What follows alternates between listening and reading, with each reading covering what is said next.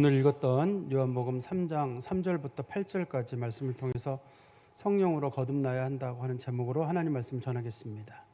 제가 말씀을 전하기는 2장 23절부터 3장 8절까지 전체 말씀을 가지고 말씀을 전하도록 하겠습니다. 우리가 요한복음의 주제가 뭐냐면 예수는 하나님의 아들이다 라고 하는 게 요한복음의 주제입니다.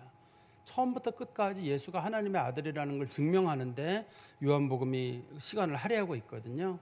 우리가 잘 아시는 대로 요한복음 1장 1절에 보시면 태초에 말씀이 계시니라 이 말씀이 하나님과 함께 계셨으니 이 말씀은 곧 하나님이시니라 이렇게 시작하거든요. 그때 그 말씀이라는 말은 우리가 쓰고 있는 말 혹은 성경 그런 뜻이 아니라 삼위일체 하나님의 두 번째 이유인 성자 하나님을 부르는 말이에요.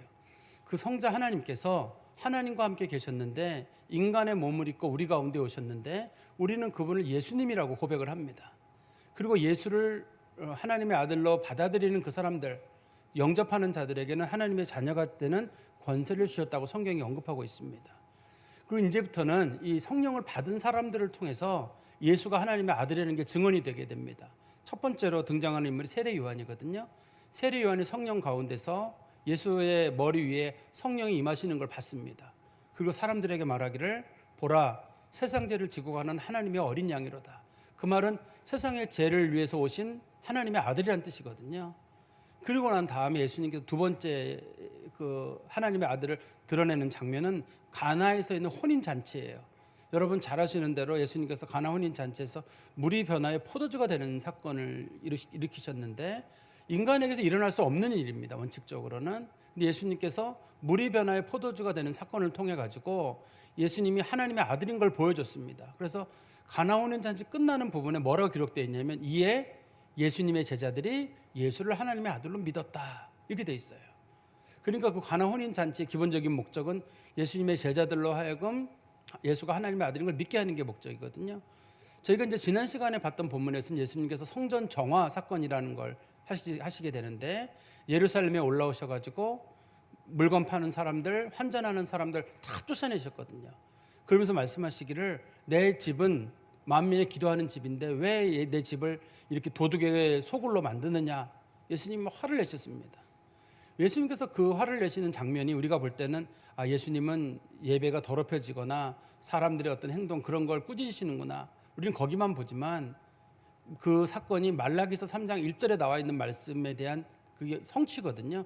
말라기서 3장 1절부터 3절에 보면 메시아가 오시게 되면 잘못된 예배를 다 흩어버리시고 정의와 공의가 있고 합당한 예배를 사람들이 드리도록 예수님께서 예배를 새롭게 세우신다고 말씀하신 게 있는데 그 사건이 바로 이 사건이다.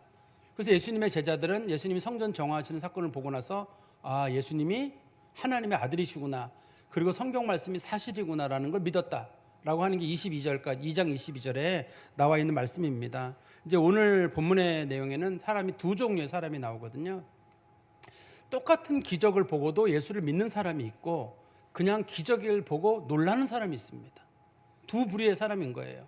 우리가 볼 때는 사람이 엄청난 기적을 보면 다 예수를 믿을 것 같잖아요. 예를 들어서 어떤 사람이 죽었다 살아났대더라. 어떤 사람이 소경이었는데 눈이 떴대더라. 어떤 사람이 걷지 못하던 사람이 걷게 됐대더라. 날 때부터 안진뱅이였던 사람들이 그 사람이 뛰어서 걸어 다녔대더라.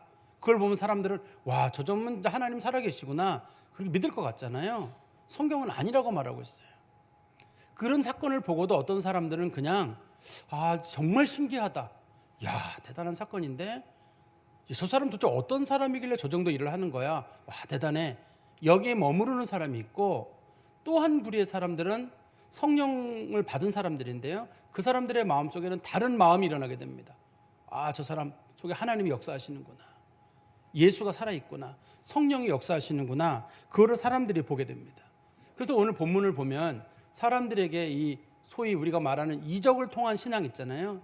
뭐 이적이나 혹은 표적이나 그런 걸 통해서 갖는 신앙이거나 혹은 지적인 동의, 누구의 설교를 듣고 감동을 받아가지고 그래 난 예수를 믿겠어. 이런 식의 일은 일어나지 않는다는 거예요. 그렇게 해서 하나님 앞에 사람들이 믿음을 갖는 게 아니라 사람이 믿음을 갖는 건 오로지 성령의 역사로 말미암아 이루어진다 하는 게 이제 오늘 본문의 핵심적인 내용입니다. 우리 2장 23절부터 25절 말씀 제가 읽어드리겠습니다. 6월절에 이 6월절이란 말은 예수님께서 예루살렘 성전 정화를 위해서 올라오셨을 그때입니다. 예수께서 예루살렘에 계시니 많은 사람이 그의 행하시는 표적을 보고 그의 이름을 믿었으나, 예수님께서 어떤 표적을 행하셨는지는 언급이 안 돼 있습니다만 일반적으로 예수님이 예루살렘에서 행하신 게 주로 병 고치는 일이었거든요. 38년 된 병자를 고치셨다든지, 안진뱅이를 고쳤다든지, 소경의 눈을 뜨게 한다든지, 귀머거리가 귀를 듣게 된다든지, 이런 것들이 주로 표적들입니다.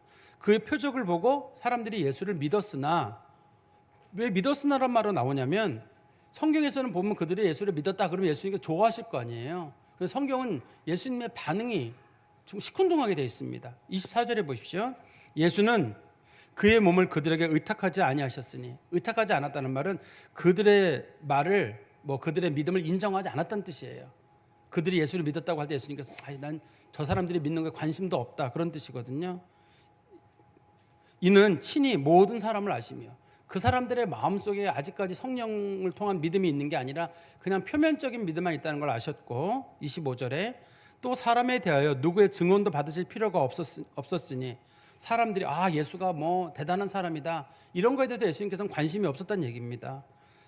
이는 그가 친히 사람의 속에 있는 것들을 아셨음이니라. 예수님께서는 사람의 속에 있는 걸 아시기 때문에 저게 진짜 믿음인지 가짜 믿음인지를 예수님은 금방 아셨어요. 예수님의 제자들 같은 경우 대부분 성령의 사람들이거든요. 그래서 그 사람들은 성령을 받은 사람들이고 성령의 사람들이기 때문에 목숨을 걸고 복음을 전한 일을 했습니다.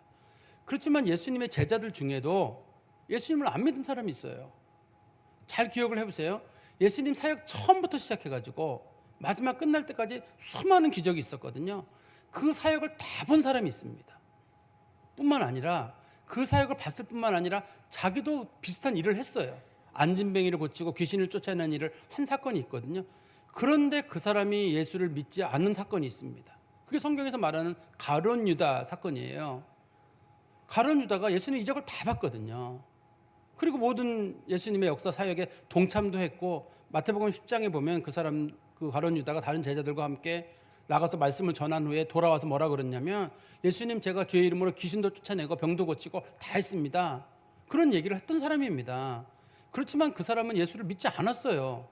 그러면서 성경에 보면은 23절에 그 사람들이 표적을 보고 예수를 믿었다고 되어 있지 않나요? 할 때 여기 믿었다는 말의 뜻이 피상적인 믿음이라는 뜻이에요. 놀랐다는 뜻이에요. 와, 정말 신기하다. 도대체 저 사람 어떤 사람이길래 저 정도 이적을 행하는 거야? 저 사람 마법사야? 아니면 저 사람 무슨 어떤 신적인 존재야? 선지자야? 그 정도 선에만 머물렀지 진정한 믿음의 사람은 아니란 얘기예요. 그래서 예수님께서 성령으로 말미암아 사람이 변화되고 성령으로 말미암아 믿음의 길로 가지 않는 사람들에 대해서는 예수님께서는 그들의 믿음, 그런 것에 관심을 두지 않았습니다.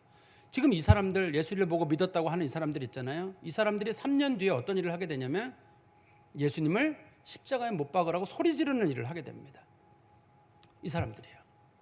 이 사람들이 그대로 지금 예수님의 이적을 봤던 이 사람들이, 예수를 믿었다고 하는 이 사람들이 예수를 십자가에 못 박으라고 했다는 얘기는 이 사람들이 결과적으로 예수를 하나님의 아들로 인정하지 않았다는 뜻일 거예요. 그런데 이 사람하고는 다른 부류의 사람이 등장하게 되는데요. 우리 3장 1절에 보십시오. 그 사람들하고 다른 사람. 그래서 성경은 뭐라고 시작하냐면, 그런데 그 사람하고 다른 사람이 등장하는데, 바리새인 중에 니고데모라 하는 사람이 있으니 유대인의 지도자다. 니고데모라고 하는 사람은 그 사람들하고는 다르대요. 그러니까 그 사람들처럼 피상적인 믿음이나 이적을 보고 놀라는 믿음이 아니라 진짜 예수를 하나님의 아들로 믿는 사람이 있었는데, 그 사람의 이름이 니고데모랍니다. 그 사람은 바리새인이랍니다. 아주 경건한 유대인이라는 뜻이에요. 그리고 그 사람이 유대인의 지도자다. 지도자라는 말에 여러분 성경책에 조그만 글씨로 일이라고 써 있거든요. 거길 잘 보시면 산헤드린의 공회의원, 요즘 우리 용어로 국회의원이라는 뜻이에요. 그 사람이 국회의원이었습니다. 그리고 우리 4절에 말씀해 보시면, 니고데모가 이르되 사람이 늙으면 어떻게 날 수 있사옵나이까. 산헤드린 공회의원들은 다 나이가 많았거든요. 이 사람 나이가 많은 사람이에요. 그리고 10절에 보시면 예수께서 그에게 대답하여 이르시되, 너는 이스라엘의 선생으로서 이러한 것들을 알지 못하느냐. 이스라엘 사람들 중에서 말씀을 가르치는 전문 선생이에요. 산헤드린의 공회 회원이기도 하지만 바리새인의 지도자, 선생이에요. 성경에서는 바리새인의 선생을 서기관이라고 부르거든요. 그런 역할을 감당하는 사람입니다. 근데 그런 사람인데 그 사람이 예수를 믿었다고 돼 있거든요. 그 사람이 특별하게. 그런데 그 사람이 예수님을 찾아온 시간이 있습니다. 우리 한번 2절의 말씀해 보시면 그가 밤에 예수께 왔다. 그가 밤에 왔다는 말에 대해서 여러 가지 어떤 설이 있고 말씀하시는 분들이 계실 텐데, 옛날에는 사람들이 말씀을 배울 때 다 주로 밤에 배웠습니다. 낮에가 더웠고 일반적으로. 두 번째는 낮에는 대부분의 사람들이 일을 했습니다. 그 주로 당시에 랍비들도 일을 했기 때문에. 그리고 당시에는 국회의원이, 지금 국회의원들이 이제 이렇게 국회로부터 세비를 받잖아요. 그렇지만 옛날에 국회의원들은 월급이 없었습니다. 자기 직업을 따로 가지고 있었거든요. 그래서 성경에 보면 사도 바울의 스승이 정말 그 시대의 유명한 인물이에요. 가말리엘이라는. 그 사람도 직업이 있었어요. 우리 성경에는 안 나오지만 예수님 당시에 예루살렘이라는 책이 있는데, 당시에 사내들인 공의의 사람들, 그 사람들의 직업을 기록해 놓은 게 있어요. 옛날 사람들이 기록을 잘 해놨어요. 그래서 그 기록에 보면 가말리엘의 직업이 장막 만드는 직업이었다. 그래서 사도 바울이 장막 만드는 직업인 이유는 자기 스승 밑에서 장막 만드는 일을 했었기 때문에 그래요. 그러면 장막 만드는 일을 하는 사람들은 대부분 손이 여리고 그런 사람이기 때문에, 장막 만드는 사람들은 지금은 뭐 텐트 만들면 좋은 일처럼 보입니다만 약간 성품이 여성적이거나 몸이 어디가 아프거나 뭐 이런 사람이라는 뜻도 담고 있어요. 그러니까 일반적으로 이 랍비라고 불려지는 사람들도 일을 하거든요. 일반적으로 여기서 그 니고데모가 공직에 있었던, 혹은 니고데모가 자기 직업을 하다가 왔든 간에 어떻든 간에 이 일을 하고 예수님을 만나러 왔기 때문에 밤에 만나는 건 자연스러운 만남으로 보입니다. 그러나 또 한 가지 우리가 이제 추측할 수 있는 건 뭐냐면, 사람들의 눈을 피하러 밤에 왔다고도 볼 수 있을 것 같아요. 왜냐하면 이 사람 나이가 많은 사람이고 바리새인의 지도자인데, 자기보다 신분이 월등히 떨어지는 사람, 예수님은 나사렛 사람이고 저 갈릴리 시골 사람이거든요. 그리고 예수님은 목수의 아들이거든요. 그리고 자기보다 나이도 보면 적어도 20, 30살 정도 어린 사람인데 그 사람한테 가서 뭘 배우러 간다는 것 자체가 좀 부끄러운 일이 아니었을까. 그래서 그 사람이 밤에 간 것으로 보입니다. 그럼 그 사람이 예수님을 만나러 간 목적은 뭐냐면, 우리 2절에 말씀해 보시면 그가 밤에 예수께 와서 이르되 랍비여, 우리가 당신은 하나님께로부터 오신 선생인 줄을 아나이다. 하나님이 함께하지 아니하시면 당신이 행하시는 이 표적을 아무도 할 수 없음이니이다. 다른 사람들은 이 이적을 보고 놀랐거든요. 와, 어떻게 병자를 고치고 어떻게 눈을 뜨게 하는가 놀랐는데, 이 니고데모라고 하는 사람은 예수님한테 뭐라 그랬냐면, 제가 구약 성경을 잘 알고 있고 당신이 하신 일을 봤는데 당신은 진짜 하나님의 아들이시군요. 하나님의 아들이 아니면 당신 같은 일을 할 수 없습니다. 그러니까 니고데모가 예수님을 찾아와서 하는 얘기는 자기에 대한 신앙 고백인 거예요. 근데 니고데모의 신앙 고백은 공신력이 있습니다. 예수님의 제자들은 주로 어부라든지 뭐 세리였든 이런 사람들로 구성되어 있었잖아요. 근데 니고데모는 당시 국회의원이기도 하고 바리새인의 지도자 중에 지도자이거든요. 그런데 그 사람이 공개적으로 여기는 공개적이 아닙니다만 이제 공개적으로 향후 얘기를 하게 되거든요. 예수는 하나님의 아들이다. 그랬을 때 사람들이 받아들이는 정도가 다를 거예요. 상당한 정도의 어떤 공신력을 가진 인물이 예수님에 대해서, 예수님이 하나님의 아들이라고 신앙 고백을 한 겁니다. 그래서 이 사람은 진짜 예수님을 믿는 사람인 거예요.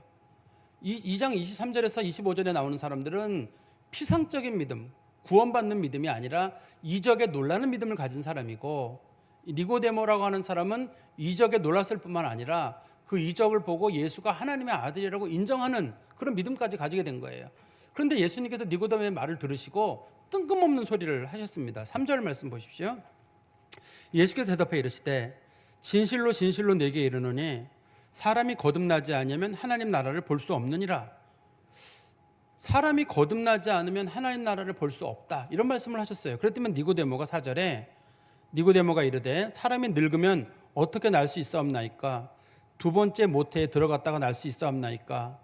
예수께서 대답하시되 진실로 진실로 네게 이르노니 사람이 물과 성령으로 나지 아니하면 하나님의 나라에 들어갈 수 없느니라. 이것도 또 예수님이 하시는 말씀이 너무 어려운 말씀인 거예요. 왜 어렵냐면 구약 성경에 거듭난다는 말이 없어요. 이게 우리가 뭔가를 이해하려면 그 전에 누가 사용했던 용례를 가지고 이해를 해야 되잖아요. 그런데 구약 성경에 거듭난다는 말이 없어요. 이게 무슨 뜻인지를 모르겠어요. 니고데모가 그게 무슨 뜻이죠? 거듭난다 그러니까 그러면 제가 어머니 뱃속에 다시 들어간다는 얘기를 하시는 건가요? 이런 식으로 지금 이해를 한다는 얘기는 예수님 말귀를 못 알아듣고 있는 거잖아요. 두 번째는 하나님의 나라를 볼 수 없다고 하는데, 하나님의 나라란 말도 구약 성경에 없는 표현이에요. 이게 신약 성경에서는 많이 나와요. 그래서 우리가 기도할 때 거듭난다, 하나님의 나라 말 쓰잖아요, 우리끼리는. 씁니다만 이건 신약적인 용어거든요. 그러니까 니고데모가 예수님이 하시는 말씀이 뜻이 무엇인지를 잘 모르고 있는 겁니다, 지금. 그래도 예수님께서 지금 니고데모에게 구원에 관련된 얘기를 설명하시는데, 다시 한번 성경 말씀 3절에 보시면 사람이 거듭나지 않으면 하나님 나라를 볼 수 없다. 예수님이 이 말씀을 니고데모에게 왜 하셨냐면, 네가 나를 하나님의 아들로 인정하는 것은 내가 거듭났기 때문이다. 거듭났기 때문에 내가 나를 하나님의 아들로 인정한다, 이렇게 말씀하신 거예요. 하나님의 나라란 말은 무슨 뜻이냐면, 하나님께서 역사하시는 게 분명한 거. 분명히 그 이적 사건을 보면서도 어떤 사람들은 이적에 놀라지만, 이 니고데모라고 하는 사람은 저건 하나님의 아들이 아니면 할 수 없는 일이게 놀랐거든요. 저게 하나님의 일이라고 보는 것, 그걸 성경에서는 하나님의 나라라고 부릅니다. 하나님이 하시는 일이 분명하다고 그 깨달았던 건 네가 놀랐기 때문이 아니라 내가 거듭났기 때문이다라고 예수님 말씀하셨어요. 그러면 거듭났다는 말이 무슨 뜻인지에 대해서 한번 살펴봐야 되는데, 우리가 생각하는 보통 한국말에 기독교인들이 쓰는 거듭났다는 말은 그 사람 예수 믿고 좀 변했대, 그런 용도로 많이 씁니다, 일반적으로. 그래서 그 사람 예수 믿더니만 완전히 거듭났어. 옛날에 파라코 같은 사람이고 개망나니 같은 사람이었는데 그 사람 변했어. 우리 이럴 때 이제 거듭났다는 말을 쓰거든요.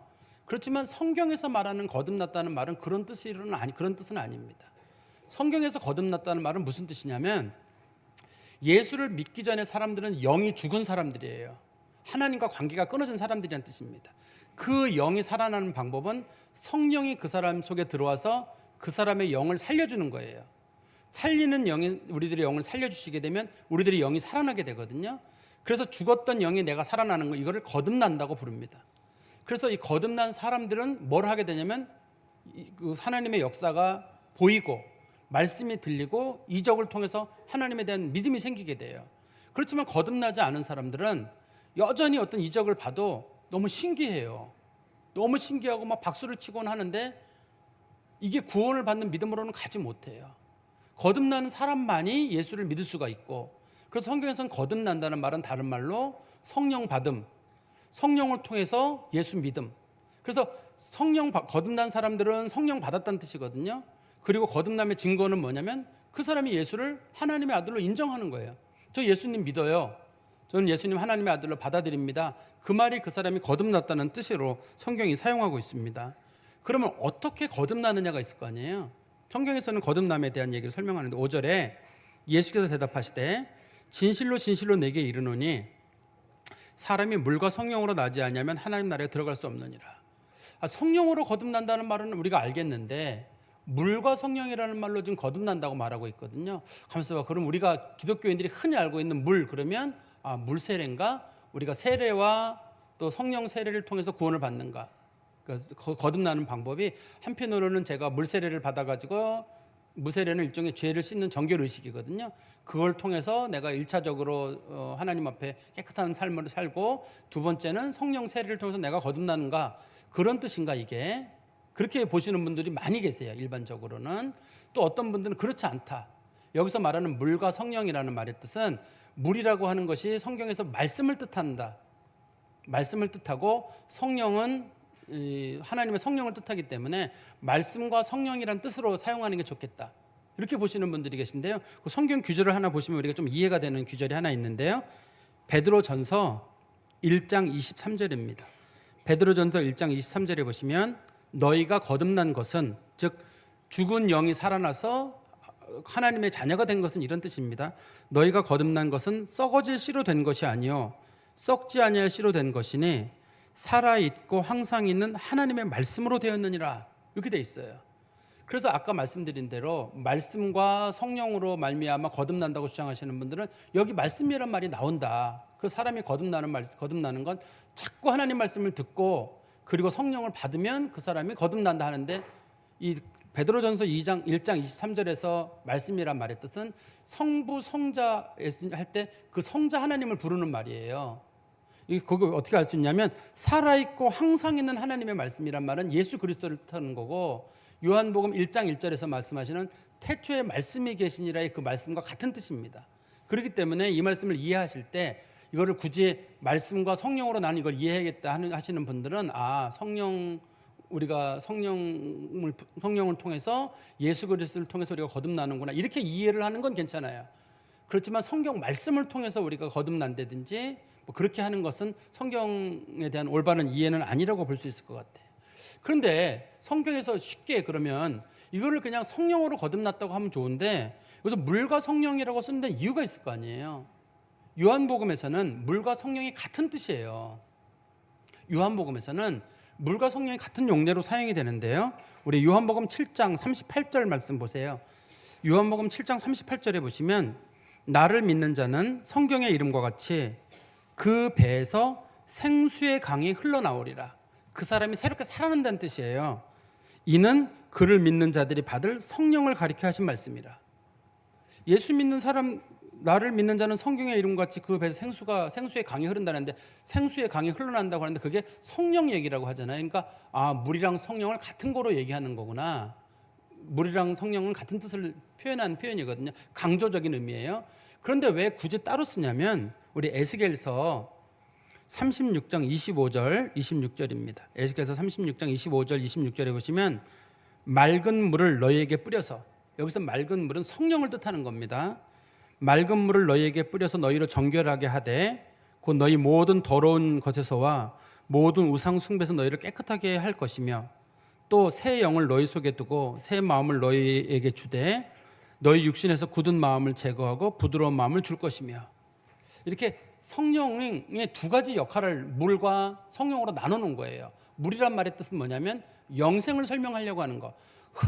그러니까 물이 계속 흐른다는 걸 설명을 해가지고 영생을 준다는 뜻이 하나가 들어있고, 또 물을 통해서 성령을 통해서 우리들의 죄를 씻고 거룩하게 만든다는 뜻이 하나가 있고, 그래서 물이란 용어를 쓰고, 또 성령으로 말미암아, 성령이란 말은 새 마음과 새 영이라는 뜻이거든요. 그걸 통해서 우리들의 마음을 부드럽게 한다는 뜻인데, 쉽게 말씀드리면 성령을 통해서 우리는 영생을 얻게 되고, 또 성령을 통해서 우리는 거룩한 자가 되게 되고, 성령을 통해 우리들의 마음이 부드러워져요. 어떤 이적을 받는데 저게 믿어지는 거예요. 성령을 받은 사람들은 그게 믿어져요. 그렇지 않은 사람들은 우리 아까 2장 23절 25절에 나오는 것처럼 놀라워는 해요. 이적을 보고 나서 저건 가짜야 그렇게 말할 사람은 많지 않습니다. 실제로 어떤 사람이 안진뱅이가 내 앞에서 일어났다, 그 사람 보니까 분명히 들어올 때 다리가 없고 하반신이 없던 사람인데 그 하반신이 쭉쭉 생겨가지고 일어났다 그러면 사람들이 에이 저거 쇼야 그렇게 못해요. 방송을 보는 사람들은 쇼라고 할 수 있어요. 그렇지만 현장에서 그거를 본 사람은 쇼라고 생각하지는 않습니다. 그런데도 그걸 보고 하나님 살아계시구나 이렇게 믿는 사람이 있고, 와 신기하다, 진짜 멋있는데 야 저런 일이 어떻게 일어날 수 있지? 저거는 뭐 세상에 이런 일인가, 뭐 그런 프로그램이나 나올 만한 일이다, 이렇게 보고 끝나는 사람이 있다는 얘기예요. 그래서 하나님께서 이렇게 놀랍게 역사하시는데 이 사람을 특별히 구원하시는 역사는 오로지 성령의 역사로. 그래서 성경이 그걸 이렇게 설명을 붙여놨습니다. 우리 6절 7절에 보시면 육으로 난 것은 육이요 영으로 난 것은 영이니 내가 네게 거듭나야 하겠다 하는 말을 놀랍게 여기지 말라. 예수님께서 지금 이 말을 쓰시는 이유는 앞에 2장 23절에서 25절에 나오는 사람들은 육으로 난 사람들이에요. 그 사람들은 아무리 이적을 보여줘도 그냥 이적을 본 거에 멈추는 사람이고, 니고데모는 영으로 난 사람이에요. 그래서 그걸 보고 나서 예수가 하나님의 아들이라는 걸 인정하게 된 거예요. 그게 영으로 난 사람들의 차이점입니다. 그래서 니고데모에게 말하기를, 니고데모야 그거 이상하게 생각하지 마라. 네가 나를 하나님의 아들로 인정한 것은 네가 하나님의 영을 받았기 때문이라는 거예요. 그러면 왜 그 많은 사람 중에, 그날 수백 명이 있었는지 수천 명이 있었는지 모르겠습니다만 왜 그 중에서 유일하게 니고데모만 성령을 받았을까요? 출신 성분이 좋거나 뭐 그래서가 아니에요. 하나님의 은혜가 그에게 있었어요. 하나님이 니고데모를 택하기를 기뻐하셨고, 니고데모에게 하나님의 은혜가 임하게 되니까 그가 성령을 받게 돼서 예수를 하나님의 아들이라고 인정한 겁니다. 우리도 똑같아요. 우리가 성령 받았다고 할 때, 우리가 예수를 믿고 성령 받아서 하나님의 자녀라고 우리가 고백을 하잖아요. 이 고백하는 것은 어떻게 생긴 일이냐? 하나님의 은혜가 우리에게 임했기 때문이에요. 하나님께서 만세전에 그 사람을 택하셔가지고 때가 되어서 이적을 보여주시거나 말씀을 통해서 그 사람을 부르시고, 그 사람을 하나님께 성령으로 말미암아 거룩하게 하시고 의롭게 하시는 역사를 주셔가지고 그게 믿어지는 거예요. 그러니까 사람이 성령을 받는 것도 하나님의 은혜의 존재예요. 내가 이건 받고 싶다고 받는 게 아닙니다. 대부분 사람들이 성령 받고 싶지 않겠어요? 성령 받는다는 말은 다른 말로 구원받는다는 뜻이거든요. 구원받는 거 싫어하는 사람이 뭐가 있겠어요? 적어도 안 믿는 사람들이라 할지라도 나도 그 구원 같은 그런 라이센스 하나만 따두면, 최소한 뭐 교회는 안 다니더라도 가끔씩 다니더라도 라이센스 하나 있으면 좋지, 그 구원 준다 그러면 난 싫어요 이렇게 말할 사람은 없을 거예요. 그런데 구원의 은혜라는 게 아무한테나 임하는 게 아니라 하나님이 만세전에 그냥 기뻐하신 뜻대로 그냥 그 사람을 택하신 거예요. 왜는 없어요. 하나님의 뜻이 그냥 그런 거예요. 근데 어떤 분들은 아니 그렇게 하나님 그렇게 하지 마시고 그런 식으로 구원하지 마시고 구원하시려면 다 구원해라. 내가 피조물인데 어디 창조자인데 그렇게 말을 할 수가 있겠어요? 나는 하나님의 은혜로 구원받았는데 은혜를 베푸시려면 다 은혜를 베풀어라. 그런 식으로 말하는 것도 피조물로는 옳지 않은 일이거든요. 하나님은 어떻든 간에 특별히 택하시고 은혜 베푸시기로 한 사람들, 그 사람들을 통해서 하나님의 역사를 이루시기 위해서 그 사람들에게 성령을 부어주시고 성령 받은 사람들은 예수를 하나님의 아들로 인정을 하게 됩니다. 우리 8절 말씀 보십시오. 바람이 임의로 불매 내가 그 소리는 들어도 어디서 와서 어디로 가는지 알지 못하나니 성령으로 난 사람도 다 그러하니라. 그러면 성령 받은 사람 어떻게 아나요? 성령은 어떻게 임하나요? 또 결과는 어떤가 할 때 예수님께서 말씀하시기를 성령이 어떻게 임하는지, 성령 받은 사람이 어떻게 성령을 받게 되는지에 대해서는 네가 이상하게 여길 거 없다. 그 결과를 보면 안다. 바람이 불 때 우리가 바람을 그때는 느끼지 못하지만 그 시원함을 느끼거나 혹은 나뭇가지가 흔들리는 걸 보면서 아 바람이 불었구나라고 알 수 있잖아요. 이와 마찬가지로 성령 받은 사람들도 알 수 있어요. 성령 받은 사람들 어떻게 알 수 있냐면 그 사람이 예수를 하나님의 아들로 인정하는 거예요. 간단해요. 그 사람이 성령 받았는데 어떻게 아냐면 예수를 하나님의 아들로 인정하고 하나님을 아버지라고 부르는 겁니다. 우리 성경 말씀에 고린도전서 12장 3절에 그 표현이 있는데요. 고린도서 12장 3절입니다. 그러므로 내가 너희에게 알리노니 하나님의 영으로 말하는 자는 누구든지 예수를 저주할 자라 하지 아니하고 또 성령으로 아니하고는 누구든지 예수를 주시라 할 수 없느니라. 그러니까 그 사람이 성령 받았는지 어떻게 아느냐? 우리는 예수를 주님이라고 부르고 하나님을 아버지라고 부르면 그 사람은 구원받은 거예요. 여러분들이 그래서 구원받은 사람들이고 여러분들이 성령 받은 사람들인 거예요. 그래서 여러분들이 목회자의 설교를 듣거나 이적을 보거나 할 때도 하나님 살아계신 거 보여요. 예를 들어서 천지 창조의 모습을 보면서도 야 이건 하나님이 만드셨다. 성령 받은 사람들은 그게 보여요. 믿어지거든요. 근데 어떤 사람들은 이건 죽어도 진화예요. 이건 죽어도 빅뱅이고 이거는 진짜 우리는 이게 하나님이 아니면 어떻게 이렇게 세밀하게 만들 수 있습니까? 진화의 과정이 참 세밀하죠. 이렇게 보이는 거예요. 이게 똑같은 장면을 보면서도 하나님의 역사가 있지 않으면. 예수님께서는 이 사건을 통해 가지고 다른 구원의 길을 주시는 거예요. 지금 니고데모에게 알려주시는데 니고데모는 유대인 지도자고 바리새인이기 때문에 당시에 유대인들은 어떤 생각을 가지고 있었냐면 우리는 아브라함의 자손이고 우리는 유대인이고 우리는 할례를 받았고 우리는 율법을 알고 있기 때문에 우리는 구원을 받는다. 그런 생각을 가지고 있었어요. 그러니까 그 2장 23절에서 25절에 나오는 그 사람들 유대인들이잖아요. 그 사람들은 자신들이 구원받은 건 확신이 있었거든요. 근데 예수님은 그 사람들 구원 못 받았대요. 구원은 오로지 성령의 능력으로 해요. 오로지 예수 믿음으로 얻어진다고 예수님이 설명하고 있는 거예요. 지금 오로지 성령의 능력으로 예수 믿음으로만 구원이 이루어진다. 유대인들이 생각하는 구원과는 다른 길을 열어주신 거죠. 예수님께서. 그 앞에도 마찬가지입니다. 성전 정화 사건에 대해서도 예수님께서 성전에 사람들이 더럽게 예배드리는 거 다 쫓아내셨거든요. 그리고 말씀하시기를 내 성전을 헐라 내가 3일 만에 세우리라고 말씀하셨는데 그것은 자신의 몸을 말하는 것이다. 성전된 자기 몸을 말하는 것인데 우리가 하나님 앞에 제대로 예배드리는 방법은 영과 진리로란 말의 뜻은 성령으로 예배드린다는 뜻이에요. 예수 믿는 사람이 성령 안에서 예배드리는 예배를 하나님 받으신다는 뜻이고 참된 예배를 드리는 방법은 예수 믿는 방법밖에 없어요. 예수 믿는 사람들이 드리는 예배가 참된 예배라는 그런 뜻입니다. 제가 말씀의 결론을 말씀드리면 구원은 오로지 성령의 능력으로 얻어요. 내가 원한다고 얻는 것도 아니고 힘써도 되는 것도 아닙니다. 하나님이 우리를 불쌍히 여겨주셔서 내가 저 사람은 구원해야 되겠다 하는 은혜가 있으면 구원을 받는 거예요. 하나님께서 그 많은 사람 중에 니고데모를 불쌍히 여기신 거예요. 저 사람은 내가 구원해야 되겠다. 우리 성경 말씀 하나 보실까요? 로마서 9장 15절 16절입니다. 로마서 9장 15절 16절에 보시면 모세에게 이르시되 내가 긍휼히 여길 자를 긍휼히 여기고 불쌍히 여길 자를 불쌍히 여기리라 하셨으니 그런즉 원하는 자로 말미암음도 아니요 원한다고 되는 것도 아니고 다른 박질하는 자로 말미암음도 아니고 그거 얻으려고 수고한다고 되는 것도 아니고 오직 긍휼히 여기시는 하나님으로 말미암느니라. 구원이라고 하는 거나 성령 받는다고 하는 것은 오로지 하나님의 은혜로만 우리에게 얻어지게 돼요. 그래서 우리 여기 나와 있는 성도들은 하나님의 은혜로 예수 그리스도의 이름으로 성령의 능력으로 여러분들은 구원을 받은 사람들이에요. 그러면 여기서 멈출 것이냐?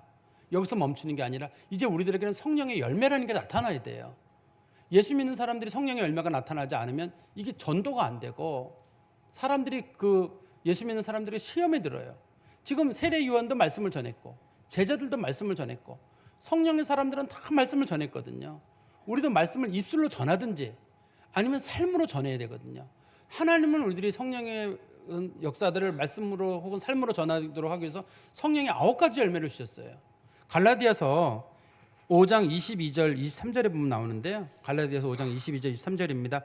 오직 성령의 열매는 사랑과 희락과 화평과 오래 참음과 자비와 양성과 충성과 온유와 절제니 이 같은 것을 금지할 법이 없느니라. 이거는 성령의 법이기 때문에 누구라도 예수 믿는 사람들은 반드시 이래야 된다는 뜻이에요. 금지할 법이 없다는 말은요.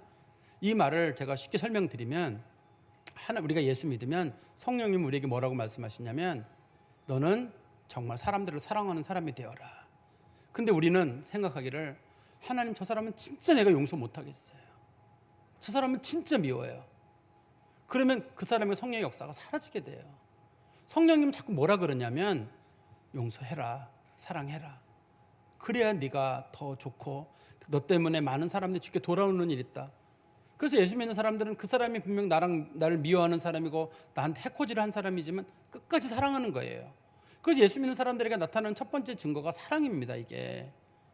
그다음 두 번째는 희락이에요. 희락이라고 하는 건 즐거움이라는 뜻이거든요. 영어로 joyfulness라고 우리 소위 불려지는 예수 믿는 사람들 속에는 똑같은 고난을 겪는데도 어떤 사람들은 하나님 감사합니다. 견딜 만한 어려움 주셔서 감사하고 이왕이면 다른 사람이 아니라 내게 와서 감사하고 이럴 때가 있잖아요. 그런 것 똑같이 감사하는 마음을 갖는 사람이 있고 어떤 사람은 계속 원망하는 사람이 있어요. 왜 우리에게 이런 일이 왔느냐?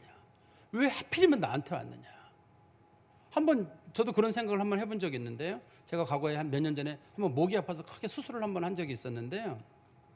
그때 제가 제일 먼저 감사한 것 중에 한 가지가 부모님 돌아가시고 나서 내가 아픈 거. 왜냐하면 그분들이 살아계셨으면 그것 때문에 계속 고통스러워했을 거예요. 자기 아들이 아파서 하는 걸 보셨으면. 근데 부모님 돌아가시고 나서라서 속썩이지 않은 거라서 그게 마음속에 감사하더라고요. 두 번째는 아들이 아픈 것보다 내가 아픈 게 낫더라고요. 제가 생각해 보니까 집안 식구 중에 쭉 왔을 때 제가 병 걸리는 게 제일 낫겠더라고요. 즐거운 마음으로 받아들이는 사람들은 하나님 감사합니다 이렇게 받은 사람이 있는가 하면 왜 하필이면 우리 집에 이게 왔냐고 해서 원망 불평을 하는 사람이 있을 수가 있단 말이죠. 그다음에 또 한 가지는 화평이에요. 이건 이제 소위 우리가 이제 피스라고 불려지고 예수 믿는 사람들은 어디 가든지 간에 피스메이커예요. 사람들이 예수 믿는 사람이 가면 안 좋았던 분위기가 풀어지게 만드는 사람이 있어요. 예수 믿는 사람들이 있으면. 근데 어떤 사람은 참 그 사람이 가면 꼭 다 다투는 사람이 있어요. 좋은 분위기였는데도 그 사람이 오면은 갑자기 분위기가 안 좋아져요.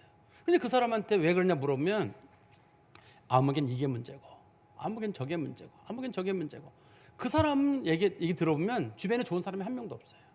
그 사람만 빼고 좋은 사람이 한 명도 없는 경우는 그 사람이 문제인 거예요.